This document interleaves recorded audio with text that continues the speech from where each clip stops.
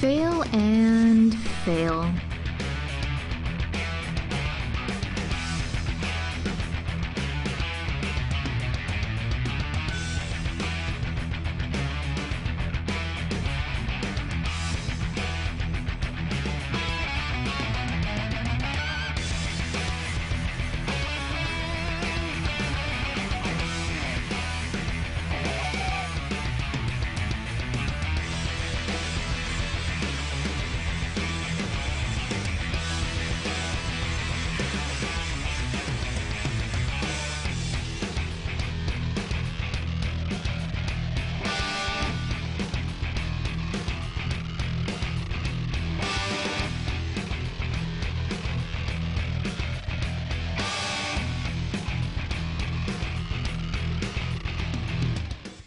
Some people forgot to bring their brains to work.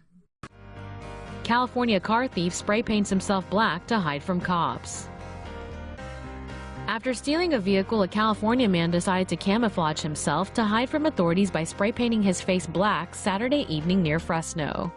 Jose Espinosa was allegedly driving a stolen car in Madera County when police tried to pull him over. After running from cops, the 23-year-old wanted to disguise himself, so he doused his head and neck with black spray paint. Madera police, however, got word of the stolen vehicle in the area that matched Espinosa's description. But he thought he was fooling everyone with his inappropriate, darker complexion.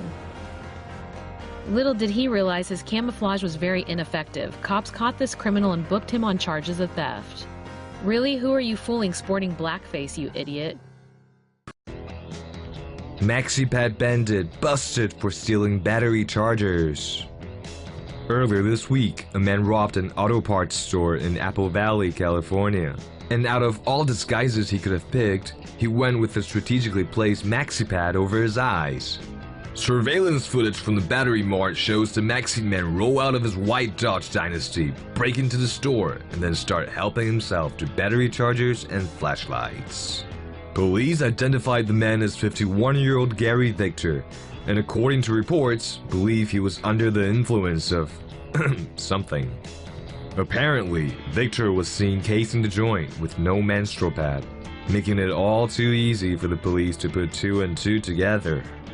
While this probably isn't the most carefully planned heist, you can't help but wonder how he manages to see around it with a giant white pad over his eyes.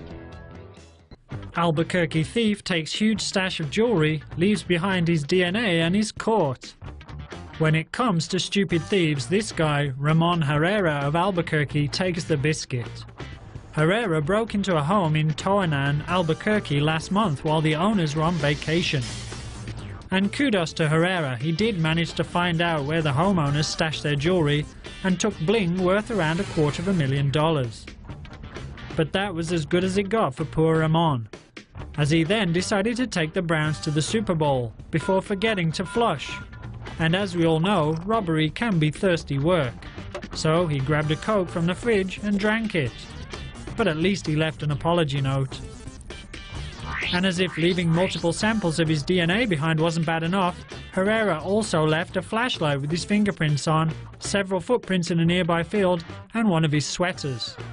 Surprisingly, it didn't take the cops long to gather enough evidence to bust Herrera, and thankfully they didn't even need to visit the bathroom.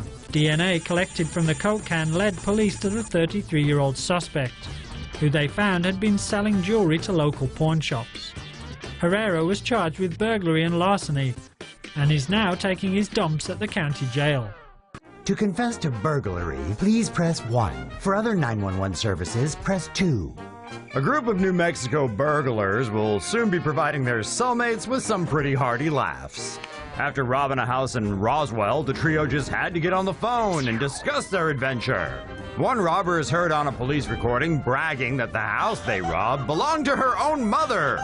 Police recording, you ask? Well, apparently one of these Mensa members looped 911 into their little conference call. As the conversation/confession continues, one of them can be heard playing Bon Jovi's Wanted, Dead or Alive. Excellent choice of music, guys. Cops got it all on tape, and considering the burglars Burglars mentioned the address of the house they robbed, plus other helpful info. Cops required just 3 donuts to track them down. Yvonne Thyberg, Aaron Burrell, and Marvin Myers were charged with burglary, but charges against Myers were dropped. Was that accidental dial an accident? Or perhaps Myers could be a snitch?